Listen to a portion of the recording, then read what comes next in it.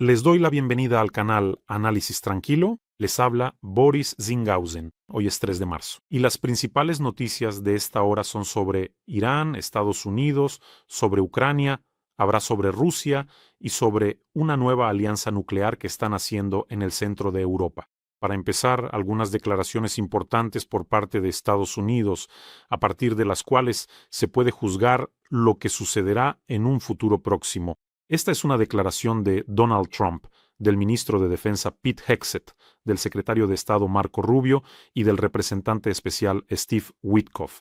Comencemos con la declaración de Steve Witkoff. Precisamente su declaración permite entender qué fue lo que sirvió como un importante detonante para el inicio de la operación contra Irán. Cita: en esa primera reunión, ambos negociadores iraníes nos dijeron directamente sin ningún pudor que controlan 460 kilogramos de uranio al 60% y saben que con eso se pueden fabricar 11 bombas nucleares. Y ese fue el punto de partida de su posición negociadora. Es decir, estaban orgullosos de ello. Estaban orgullosos de haber logrado eludir todo tipo de protocolos de supervisión para llegar a un nivel en el que podrían crear 11 bombas nucleares.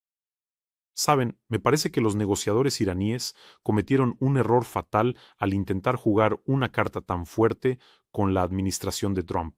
Probablemente pensaron que Trump desayuna con los débiles y perdedores, así que había que mostrar todo su arsenal de inmediato, entrar con la carta más fuerte, como se dice, empezar diciendo que tienen 460 kilogramos de uranio. Su lógica es comprensible. Pusieron la pistola sobre la mesa y comenzaron las negociaciones. Miren, los hemos engañado, hemos eludido todas sus sanciones, a los inspectores del OIEA, del Shmagatea. Tenemos material para 11 bombas. O levantan las sanciones y nos dan dinero o mañana ensamblamos estas bombas. Bueno, la lógica es comprensible, pero algo salió mal. Para Irán, engañar a Occidente es una virtud. Engañar al gran Satán, como llaman en Irán a Estados Unidos, es en realidad una celebración. Es decir, se jactaban de su astucia, sin entender que para los estadounidenses eso sonaba como una confesión sincera de estar preparándose para una guerra nuclear. O sea, empezaron sus negociaciones con esto, y enriquecer del 60% al 90% hasta el nivel de armamento es cuestión de unas pocas semanas. Técnicamente, el uranio enriquecido al 60% ya es casi una bomba. No tiene ninguna aplicación civil, y creo que las centrifugadoras en Fordow funcionan bastante rápido. Por eso en 1 o 2 semanas Irán ya tendrá cargas nucleares. Por eso Trump decía que les quedaban 2 semanas para crear una carga nuclear. Pero no es exactamente así. Es decir, enriquecer uranio es una cosa, pero crear el propio dispositivo explosivo es una historia completamente diferente. El detonador, la ojiva, colocarla en un misil, eso es más complicado, pero por alguna razón me parece que Irán ya tenía eso listo también. Por eso pueden crear una bomba sucia mañana mismo o incluso hoy, probablemente. En general, este reconocimiento demostró que ningún control ni acuerdo con Irán funciona. Irán es un estado umbral al que solo le separaban unos pocos días del botón nuclear. Y por cierto, resulta que había una fetua del Ayatolá Khomeini que decía que las armas nucleares son un pecado. Y esa fetua resultó ser una mentira. Es decir, iban deliberadamente hacia la bomba y se detuvieron a un solo paso. Revisé cuándo fue pronunciada esa fetua. En el año 2003, el Ayatolá Khomeini la pronunció verbalmente y oficialmente esta fetua fue presentada ante el OIEA en el año 2005. Es decir, esta fetua del líder supremo proclama que la producción, acumulación y uso de armas nucleares es absolutamente haram. Todo es pecaminoso, prohibido en el Islam, y por cierto resulta que esta fetua sirve de base para las declaraciones de Irán de que su programa nuclear es únicamente civil. Es decir, la palabra del ayatolá, y ahora la declaración de Marco Rubio, no es menos importante. Él contó cuál será la siguiente fase contra Irán, es decir, Marco Rubio declaró que la siguiente fase de la operación de Estados Unidos contra Irán será aún más destructiva. Cita: no voy a revelar los detalles de nuestras acciones tácticas, pero los golpes más serios por parte de Estados Unidos aún están por venir. La siguiente etapa será para Irán aún más dura que la actual. Según él, el objetivo es destruir los misiles balísticos, su producción, los drones y las fuerzas navales de Irán. Esto es serio, y la operación durará tanto como sea necesario. Presten atención, Marco Rubio no dijo ni una palabra sobre el programa nuclear. Es decir, eso ni siquiera es la siguiente etapa todavía. Bueno, y el objetivo final, creo, es el programa nuclear, o más bien su destrucción. Ese es precisamente el objetivo final por el que todo esto se inició. Si eso no sucede, entonces surgirán muchas preguntas. ¿Para qué fue todo esto? Todo lo que está ocurriendo ahora, ¿para qué es? ¿Para destruir parte de los misiles iraníes? Y parte de ellos permanecerá en las montañas, en cuevas, en búnkeres. Por cierto, ya hay víctimas entre los militares de Estados Unidos. Y ahora los demócratas están haciendo preguntas incómodas. Si con el ataque anterior, según las palabras de Donald Trump, destruyeron el programa nuclear o lo retrasaron muchísimo, ¿de dónde volvió a aparecer el programa nuclear de Irán? ¿De dónde salieron los 460 kilogramos de uranio enriquecido? Donald Trump declaró recientemente que a Irán le quedaba muy poco tiempo para fabricar cargas nucleares. Entonces, ¿a dónde fue dirigido el ataque la vez pasada? Buena pregunta. Bueno, ahora pasemos a la declaración del propio Donald Trump. Cuando reúna todas estas declaraciones, se irá formando un contexto muy interesante. Trump declaró que lo más importante para Irán aún está por venir, que una gran ola se avecina. A todos ustedes les espera lo peor. Bueno, en general, como le gusta declarar a Donald Trump, aquí están los puntos clave de su discurso. Estados Unidos continúa con operaciones a gran escala. El programa balístico de Irán es una amenaza colosal. Hay que destruirlo. Irán ignora todas las advertencias. La operación puede durar 4, 5 semanas o el tiempo que sea necesario.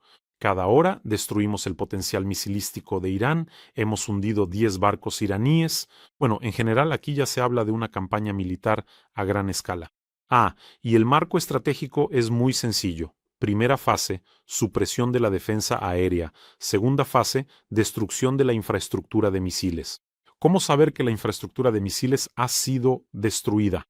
Irán deja de lanzar misiles, al menos en tal cantidad, todavía queda parte de las instalaciones, y luego está la fase de destrucción del potencial naval en la que ya se está trabajando. Después habrá una pausa antes de la destrucción del programa nuclear. Lo más probable es que haya presión hasta la capitulación o el cambio de régimen, porque con un nuevo gobierno tal vez se pueda llegar a un acuerdo y no sea necesario gastar bombas antibúnker carísimas, terriblemente caras, solo para volver a arañar las plantas nucleares subterráneas de Irán. Y me sorprendió el ministro de Defensa, Pete Hegseth.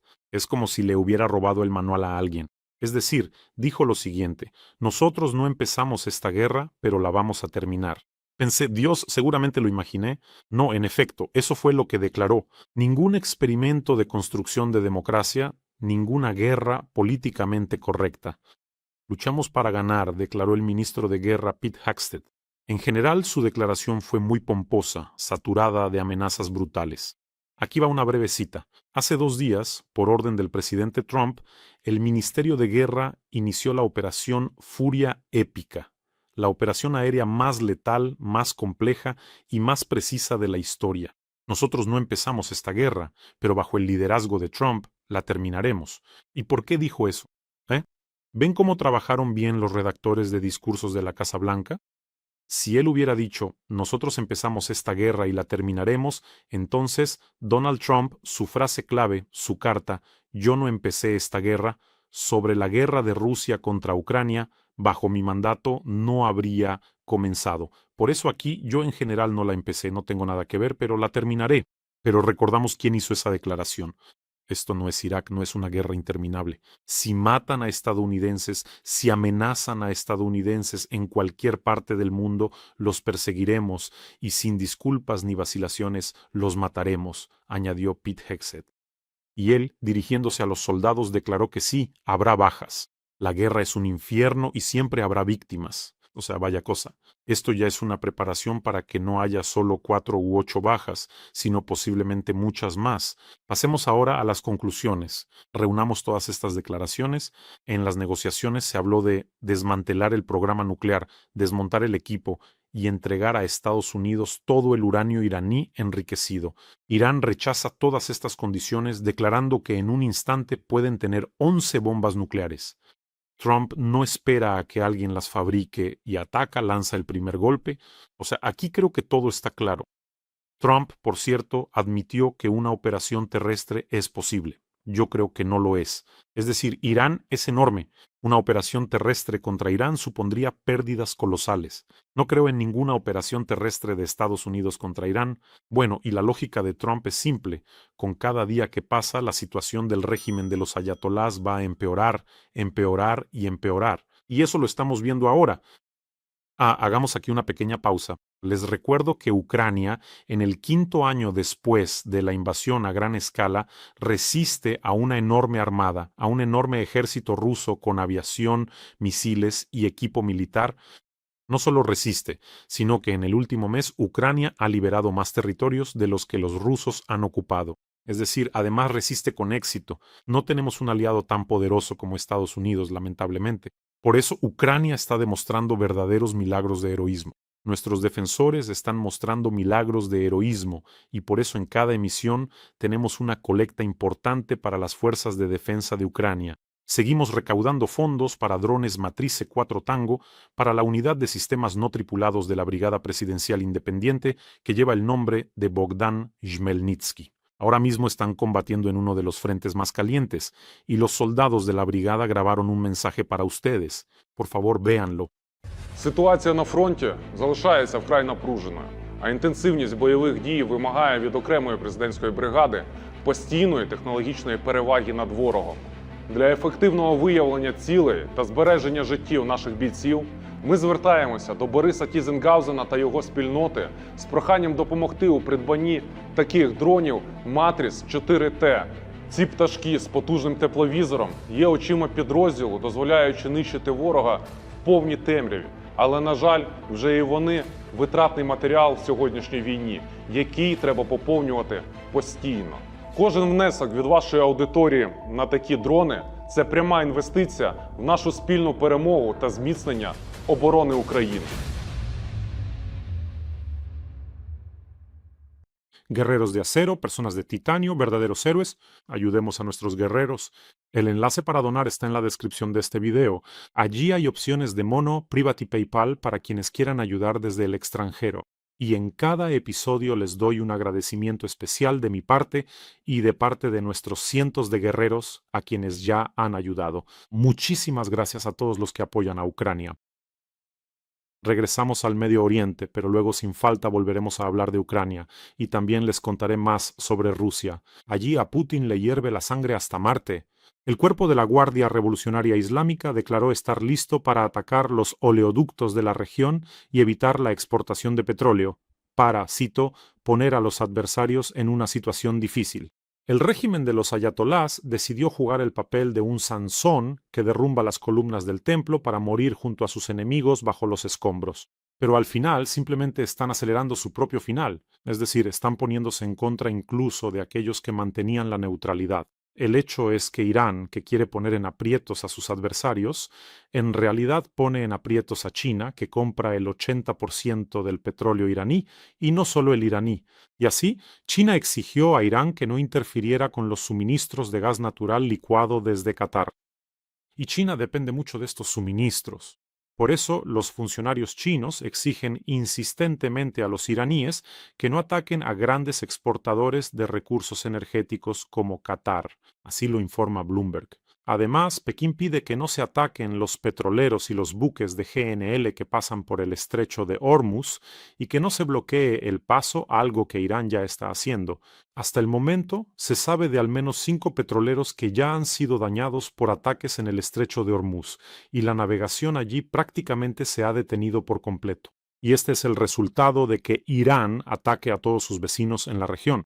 Arabia Saudita amenaza a Irán con represalias por los ataques a su territorio. Es decir, después del ataque a las bases estadounidenses en Arabia Saudita, los sauditas, según CNN, amenazan con una represalia extremadamente severa. El príncipe heredero Mohammed bin Salman ha autorizado a las Fuerzas Armadas a atacar Irán si es necesario, así que Arabia Saudita de esta manera no descarta intervenir en la guerra. Además, el príncipe heredero calificó los ataques iraníes de cobardes. ¿Por qué? Porque Arabia Saudita no proporcionó su espacio aéreo a Israel y Estados Unidos para atacar a Irán, y el liderazgo en Teherán lo sabía perfectamente. Pero los sauditas fueron atacados. Es decir, el régimen de los ayatolás vuelve a cometer otro error fatal. Si hasta este momento podían venderle a su población y al sur global la narrativa de somos pobres musulmanes que luchan contra el gran Satán y todo tipo de malvados sionistas, el ataque a Arabia Saudita destruye esa leyenda de raíz. Y no solo contra Arabia Saudita. Es decir, al intentar intimidar a sus vecinos, Teherán ha formado una coalición unida en su contra. Ni siquiera los diplomáticos estadounidenses lograron esto en 20 años. Les recuerdo que Arabia Saudita tiene una de las fuerzas aéreas más modernas del mundo. Pero hay otro punto importante, y recuerden, ¿quién fue el que logró reconciliar a Irán y Arabia Saudita hace apenas un par de años? Fue China, es decir, Pekín fue el garante de este acuerdo. Al atacar a los sauditas, Irán no solo enfureció al príncipe Salman, sino que también humilló públicamente a Xi Jinping, demostrando que las garantías de China no valen nada. ¿Ven cómo son las cosas? Ahora se están metiendo en problemas y a eso vamos a pasar ahora. Mientras tanto, les recuerdo, no olviden suscribirse a este canal. Eso ayuda a que el canal crezca. No solo se suscriban, sino también activen la campanita para que siempre vean cuando salen nuevos episodios. Es decir, cuando activan la campanita, los niños sonríen, los animalitos del bosque bailan en círculo y las hadas buenas traen buenas noticias a la gente buena y malas noticias a la gente mala. Así que suscríbanse y activen la campanita. Mientras tanto, las FDI declaran que el complejo de edificios de la dirección iraní, es decir, el cuartel general central, ha sido simplemente desmantelado y destruido. Este puesto de mando era uno de los objetos más protegidos en Irán. Es decir, el complejo donde se encuentra el máximo órgano del régimen fue atacado de noche y todos los que estaban allí creo que al menos resultaron heridos, pero la mayoría fueron eliminados. Y el canal de televisión israelí 12, citando a sus propias fuentes, informa que el recién nombrado ministro interino de defensa de Irán, Majid ibn al-Risa, también ha sido eliminado. Es decir, lo nombraron literalmente ayer y ya hoy lo eliminaron. Así es la rotación de personal que tienen allí en Teherán. Como ya dije, no tiene sentido memorizar los nombres de los recién nombrados líderes militares y políticos de Irán por ahora, y quizás les parezca que tengo cierto sesgo hacia Irán. Por supuesto, claro, si no fuera por Irán, si no fuera por los instructores iraníes, si no fuera por las líneas de producción iraníes que ayudaron a los rusos a establecer la producción y ensamblar los Shaheds, esta guerra contra Ucrania, contra mi país, se vería diferente. Los Shaheds en Ucrania ya han matado a cientos de personas. Ha habido casos en los que mataron familias enteras. Por eso, con todo el odio natural que tengo, envío rayos de maldad allá, a la dirigencia de Irán, al ayatolá loco, al que venga después de él o a quien sea que esté allí, por haber ayudado así a la Federación Rusa y por seguir ayudándola. Por cierto, resulta que esto, en sentido contrario, no funciona. A esto volveremos un poco más adelante. Bueno, Irán está al tanto del lugar donde el señor Netanyahu celebra reuniones y tiene información de inteligencia sobre todos los objetos militares israelíes. Esto lo informó un canal afiliado al cuerpo de la Guardia Revolucionaria Islámica. Están al tanto del lugar, pero Israel no presume ni dice estamos al tanto. Cuando Israel está al tanto, entonces sucede todo lo que ocurrió con el cuartel, incluido el del cuerpo de la Guardia Revolucionaria Islámica. Ah, ahora lo recordé. Volvamos aquí, más cerca de nuestros vecinos pantanosos, a la Federación Rusa. Hace un par de semanas hubo ejercicios conjuntos entre Rusia e Irán. ¿Y qué fue eso? ¿Quién me lo puede decir? Es decir, fue hace 2 semanas, un poco más de 2 semanas, y se trataba de ejercicios navales. Estaban practicando la interacción y la coordinación entre las flotas. El énfasis, según leí, se hacía en el componente marítimo, la defensa antiaérea y el mando conjunto. Y estos ejercicios se llevaron a cabo en medio del agravamiento de la situación en torno a Irán. ¿Y dónde están los barcos rusos? Veo los barcos estadounidenses. Ahí están los franceses que enviaron barcos, los británicos están enviando al Chipre. ¿Y dónde están los barcos rusos? Putin, ¿dónde están tus barcos? ¿Qué clase de ejercicios fueron esos? En esencia, Moscú mostró su total incapacidad. Huyeron en la primera pelea. Esto para que la dueña de casa lo tenga en cuenta, como se dice, y todos los demás dictadores también. Y también Lavrov, el ministro de Asuntos Exteriores de Rusia. Llegan noticias del hipódromo. Rusia no impondrá sanciones contra Estados Unidos por el ataque a Irán, porque, cito, ese no es nuestro método, dijo Lavrov. Vaya, ¿y qué sanciones podría imponer Rusia contra Estados Unidos? ¿Prohibirle a Trump y a Rubio visitar Cisran? ¿O no los dejarán entrar a dónde? ¿A Suzdal, al Festival del Pepino? ¿Qué sanciones van a imponer? Por curiosidad fui a leer lo que escriben y muestran los recursos propagandísticos rusos de Solovyov. Ahora les cito. Prepárense. Londres en pánico envía un destructor a Chipre. ¿En pánico se lo imaginan? Bueno, y aquí uno de los 6 destructores tipo 45 está en estado de máxima alerta. Todos los otros 3 de su clase están en reparación profunda y otros 2 están atracados en el muelle.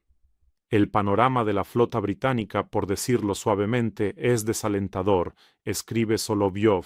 ¿Ustedes esto? ¿Y cómo está la situación con la flota del Mar Negro, la rusa, del cual allí un tercio de la flota del Mar Negro, junto con el buque insignia, el crucero Moscú, fue hundido por Ucrania, que ni siquiera tiene su propia flota? ¿Y qué tal los portaaviones rusos? ¿No sabrá usted? Y el único crucero portaaviones ruso, el almirante Kuznetsov, que ya es casi un chiste, será desguazado. Eso es todo, no hay otros. ¿Qué pasa? ¿Que la flota británica está en un estado deplorable? En fin, con los rusos, como siempre, todo es como siempre. El enemigo avanzaba cobardemente y los rusos huían heroicamente. Y ahora una noticia más, incluso 3 noticias, con las que seguro que a Medvedev le va a dar algo. Y este probablemente ya es el 156º episodio del programa Putin les ganó a todos. Así que 3 noticias seguidas. Macron anunció los planes de Francia para aumentar el número de ojivas nucleares. Merz anunció que Francia y Alemania están creando un grupo conjunto en el marco del programa de disuasión nuclear. Y Alemania incluso participará en los ejercicios nucleares franceses. Y la tercera noticia, el señor Tusk anunció que Polonia también se une a la cooperación con Francia en el ámbito de la disuasión nuclear. Ahí lo tienen. Pleshesaber, ¿qué pasa con esa cara? Bueno, y ahora las conclusiones principales. Es decir, Putin de facto ha despertado a la Europa nuclear dormida. La rata de papel logró lo impensable con su constante agitar del garrote nuclear, amenazando con borrar París y Berlín. Rompió el principal tabú del viejo continente. Es decir, durante décadas Alemania fue simplemente el bastión del pacifismo. Allí las armas nucleares causaban alergia a todos. Y ahora ven lo que está pasando y un punto más. Antes, Europa, o mejor dicho, la seguridad de Europa, dependía del paraguas estadounidense. Putin contaba con que si Trump llegaba al poder y quitaba el paraguas, Europa iría de rodillas a Moscú, suplicando. Pero Macron, Merz y Tusk juegan de otra manera. Ellos están creando su propio escudo nuclear soberano. Y también los polacos. Los polacos son alemanes imprudentes. Varsovia no se hace ninguna ilusión respecto a Rusia. Ellos odian a ese imperio. Por eso, si la planificación nuclear se ha desplazado hacia el este, eso significa que tanto el tiempo de vuelo hasta Putin, como la velocidad con la que Putin llena sus maletines y las líneas rojas, todo se ha movido directamente hacia las fronteras de Rusia y Bielorrusia. Es decir, Putin empezó la guerra exigiendo: retiren la OTAN a las fronteras de 1997 y terminó con la OTAN acercándose y con Finlandia y Suecia uniéndose. Y ahora, justo en las fronteras de Rusia, se está formando un puño nuclear franco-germano-polaco. Tengo la sensación de que muy pronto invitarán a Ucrania a unirse a esta alianza. Precisamente la invitarán. Y otra noticia más, esta vez sobre el petróleo y sobre Ucrania, Hungría y Rusia. Orbán grabó otro mensaje en video dirigido a Zelensky. Ya se ha convertido en TikToker. Cada día publica algún tipo de mensaje. Devuelvan el petróleo, regresen el petróleo. A veces llora, a veces ríe. Es decir, no se entiende. Tiene un síndrome de abstinencia tremendo sin el petróleo ruso. En fin, Orbán grabó un mensaje con el siguiente contenido: las imágenes satelitales no mienten. El oleoducto Druzhba no ha sido dañado.